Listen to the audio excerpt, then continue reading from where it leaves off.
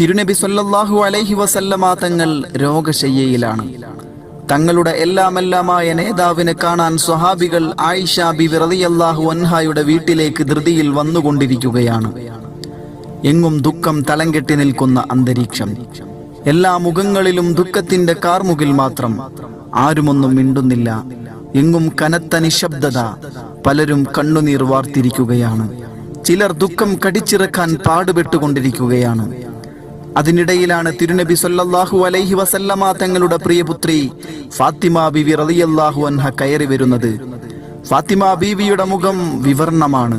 സഹിക്കാനാകാത്ത സങ്കടം ആ മുഖത്ത് നിന്നും ആർക്കും വായിച്ചെടുക്കാം. മഹദി നേരെ പിതാവിനടുത്ത് വന്നിരുന്നു. കണ്ണുകളിൽ നിന്നും അശ്രുഗണങ്ങൾ കവിളിലൂടെ ചാലിട്ടൊഴുകി. നബിതങ്ങൾ തലയുയർത്തി നോക്കുമ്പോൾ പ്രിയപുത്രി ഫാത്തിമ ബീവി കരയുകയാണ്. അവിടൊന്ന് ചോദിച്ചു, ഫാത്തിമ, എന്തിനാണ് കരയുന്നത്? അങ്ങേക്ക് ശേഷം എനിക്കാരാണുള്ളത് നബിയെ? നബി സല്ലല്ലാഹു അലൈഹി വസല്ലമ തങ്ങൾ സമാധാനിപ്പിച്ചു പറഞ്ഞു, മോളെ ഫാത്തിമ, നീ എന്തിന് കരയണം? ഓർത്തു നോക്കിയാൽ വലിയ ഭാഗ്യവതിയല്ലേ നീ? നബിമാരുടെ നേതാവ് അന്ത്യപ്രവാചകൻ നിന്റെ ഉപ്പയാണ്. അള്ളാഹുവിന്റെ സ്നേഹം കരഗതമാക്കിയ വ്യക്തിയാണ് നിന്റെ ഭർത്താവ് അലി.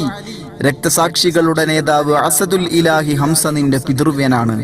സ്വർഗീയ യുവാക്കളുടെ നേതാക്കളാണ് നിന്റെ രണ്ടു മക്കൾ ഹസൻ ഹുസൈൻ റളിയല്ലാഹു അൻഹും.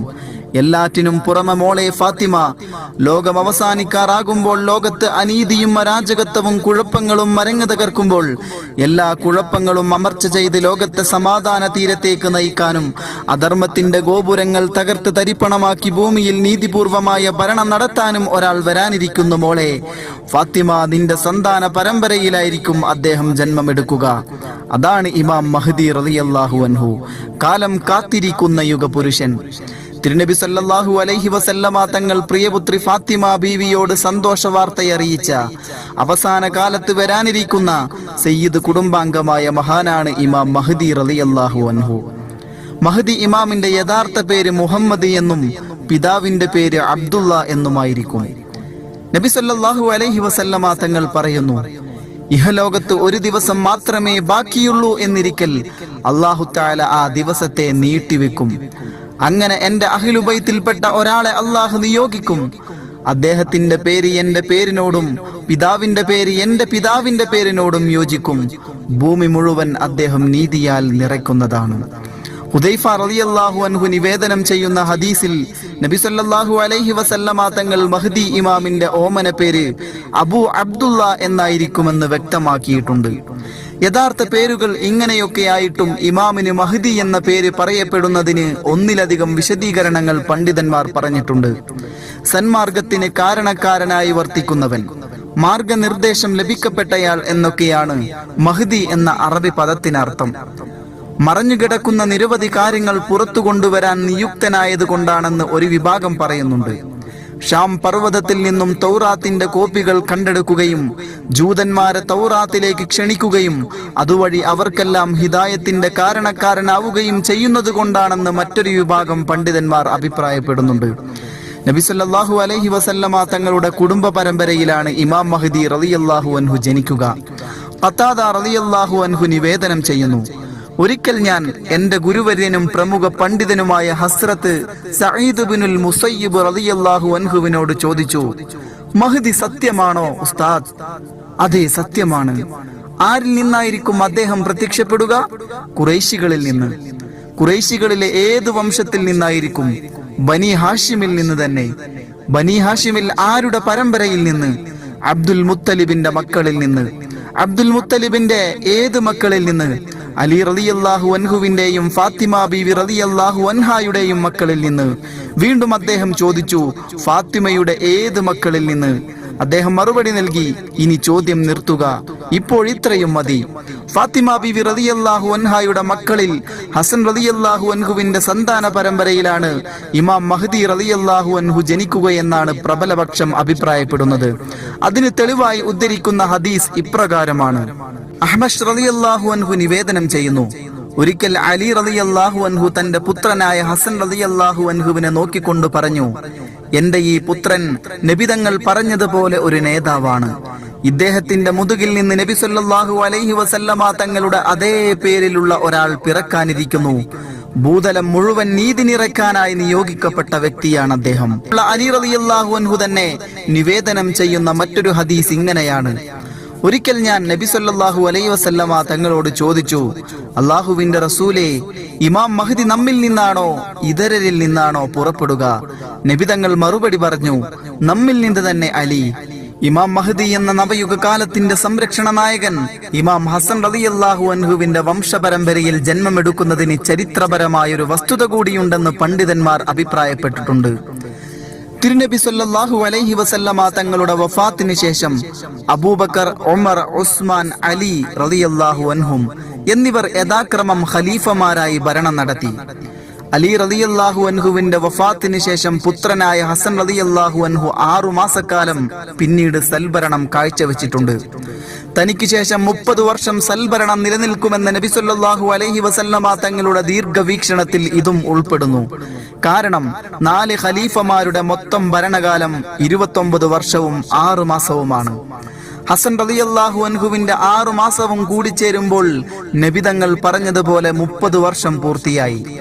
6 മാസം നീണ്ടുനിന്ന സൽഭരണത്തിനു ശേഷം മുസ്ലിം ഐക്യം മാത്രം മുന്നിൽ കണ്ട് താൻ മൂലം സമുദായത്തിൽ ഒരു കുഴപ്പവും ഉണ്ടാവരുതെന്ന് കരുതി ഈ ലോകത്തെ യാതൊരു ലാഭവും ആഗ്രഹിക്കാതെ അള്ളാഹുവിന്റെ പ്രീതി മാത്രം കാംക്ഷിച്ച് ഉമവിയ ഭരണകർത്താക്കളിൽ പ്രഥമനായ മുആവിയ റളിയല്ലാഹു അൻഹുവിന് വേണ്ടി സ്ഥാനമൊഴിഞ്ഞു കൊടുക്കുകയായിരുന്നു ഇമാം ഹസൻ റളിയല്ലാഹു അൻഹു. അള്ളാഹുവിന്റെ തൃപ്തി മാത്രം കാംക്ഷിച്ചുകൊണ്ട് ഒരാൾ എന്തെങ്കിലും ഒന്ന് ഉപേക്ഷിച്ചാൽ ഉപേക്ഷിച്ചതിനേക്കാൾ ഉത്തമമായ അല്ലാഹു തആല അദ്ദേഹത്തിനോ അദ്ദേഹത്തിന്റെ സന്താന പരമ്പരയിലോ നൽകുമെന്നുള്ള തിരു ഹദീസും ഇമാം ഹസൻ റളിയല്ലാഹു അൻഹു ആ സ്ഥാനത്യാഗത്തിന് പകരമെന്നോണം അവസാന നാളിൽ മഹ്ദി ഇമാമിനെ നിയോഗിക്കുമെന്നുമാണ് ആലിമീങ്ങൾ അഭിപ്രായപ്പെടുന്നത്. മഹ്ദി ഇമാം രംഗപ്രവേശം ചെയ്താൽ മഹാനെ തിരിച്ചറിയാനുള്ള നിരവധി അടയാളങ്ങളും ലക്ഷണങ്ങളും നബി സല്ലല്ലാഹു അലൈഹി വസല്ലമ തങ്ങൾ പഠിപ്പിച്ചു തന്നിട്ടുണ്ട്.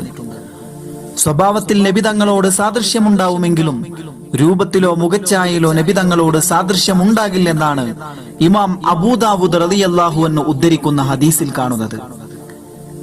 നബി തങ്ങളോളം വരില്ലെങ്കിലും സുന്ദരനായ ഒരു ചെറുപ്പക്കാരനായിട്ടായിരിക്കും ഇമാം മഹ്ദി പ്രത്യക്ഷപ്പെടുക. ശാന്തതയും ഗാംഭീര്യവും ആ മുഖത്ത് നിന്ന് പ്രസരിക്കും. ഹാരിസ് ഇബ്നു മുഗീറ റളിയല്ലാഹു അൻഹു പറയുന്നു, ഞാൻ അബൂ അബ്ദുല്ലാ ഹുസൈൻ റളിയല്ലാഹു അൻഹുവിനോട് ചോദിച്ചു, മഹ്ദി ഇമാമിനെ തിരിച്ചറിയുന്നത് എങ്ങനെയാണ്? അദ്ദേഹം പറഞ്ഞു, ശാന്തതയും ഗാംഭീര്യവും കൊണ്ട് തന്നെ. ദീനിന്റെ വിധിവിലക്കുകൾ കൃത്യമായി അറിയുന്ന നല്ലൊരു പണ്ഡിതനായിരിക്കും ഇമാം മഹ്ദി റളിയല്ലാഹു അൻഹു. ജനങ്ങളെല്ലാം അദ്ദേഹത്തെ ആശ്രയിക്കും. എന്നാൽ അദ്ദേഹമാകട്ടെ ആരെയും ആശ്രയിക്കുകയില്ല. മഹ്ദി ഇമാമിന്റെ വിശേഷണങ്ങളെ കുറിച്ച് ചോദിച്ചപ്പോൾ അലി റളിയല്ലാഹു അൻഹു പറഞ്ഞത് ഇപ്രകാരമാണ്: ഒത്ത ഉയരമുള്ള സുന്ദരനായ ഒരു ചെറുപ്പക്കാരൻ, തലമുടി ചുമൽ വരെ എത്തിയിട്ടുണ്ടാവും, മുഖത്ത് നിന്ന് വഴിഞ്ഞൊഴുകുന്ന പ്രകാശം, താടി രോമങ്ങളുടെയും തലമുടിയുടെയും കടുത്ത കറുപ്പിനെ അതിജയിക്കുമെത്രേ. ചെറുപ്പക്കാരനായ മഹ്ദി ഇമാം നിയുക്തനായാൽ അദ്ദേഹത്തെ അംഗീകരിക്കാൻ ജനങ്ങളിൽ ചിലർ ആദ്യമാദ്യം വൈമനസ്യം കാണിക്കുന്നതാണ്. കാരണം ജനങ്ങൾ വിചാരിച്ചിരിക്കുന്നത് മഹ്ദി ഇമാം ഒരു വയോവൃദ്ധനെന്നായിരിക്കും. അബൂ അബ്ദുല്ലാ ഹുസൈൻ റളിയല്ലാഹു അൻഹു പറയുന്നു, മഹ്ദി ഇമാം പ്രത്യക്ഷപ്പെടുന്ന ആദ്യഘട്ടത്തിൽ ജനങ്ങൾ അദ്ദേഹത്തെ അംഗീകരിക്കാൻ വിമുഖത കാണിക്കുമത്രേ.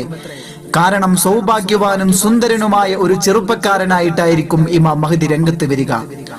അവരെ സംബന്ധിച്ചിടത്തോളം വലിയൊരു വിപത്തായിരിക്കും അത്. കാരണം അവർ ധരിച്ചു വെച്ചിരിക്കുന്നത് ഇമാം മഹ്ദി ഒരു വയോവൃദ്ധനാണെന്നായിരിക്കും. തിളങ്ങുന്ന നക്ഷത്രം പോലെയായിരിക്കും ഇമാം മഹ്ദിയുടെ മുഖം. നബി സല്ലല്ലാഹു അലൈഹി വസല്ലമ തങ്ങൾ പറയുന്നതായി ഹാഫിൽ അബൂ നുഐം എന്നവർ പറയുന്നു, എന്റെ സന്താന പരമ്പരയിലാണ് മഹ്ദി ഇമാം വരിക. അദ്ദേഹത്തിന്റെ മുഖം പ്രകാശിക്കുന്ന നക്ഷത്രം പോലെയായിരിക്കും. വിശാലമായ നെറ്റിത്തടം, ഉയർന്ന മൂക്ക്, അറബികളെ പോലെ വർണ്ണം, ഇസ്രായേലരെ പോലുള്ള ശരീരപ്രകൃതി, മുൻപല്ലുകൾക്കിടയിൽ അല്പം വിടവ്, ആ വിടവിനിടയിലൂടെ പ്രകാശം പൊഴിയുന്നതായി തോന്നും. വില്ലുപോലെ വളഞ്ഞ നീണ്ട പുരികങ്ങൾ, പുരികങ്ങൾക്കിടയിൽ അല്പം അകലം അഥവാ കൂട്ടുപുരികമല്ല, വിശാലമായ കണ്ണുകൾ, ഇടതൂർന്നു നിൽക്കുന്ന കറുപ്പുള്ള താടിരോമങ്ങൾ, ഇരു കണ്ണുകളിലും സുറുമയിട്ടിരിക്കും. ഇതൊക്കെയാണ് മഹ്ദി ഇമാമിന്റെ ശരീരപ്രകൃതി എന്ന് ഹദീസുകളിൽ സൂചിപ്പിക്കുന്നു. വിജ്ഞാനത്തിന്റെ കവാടം അലി റളിയല്ലാഹു അൻഹു ഇമാം മഹ്ദിയെ കുറിച്ച് പറഞ്ഞ പ്രധാന കാര്യങ്ങൾ ഇവയാണ്.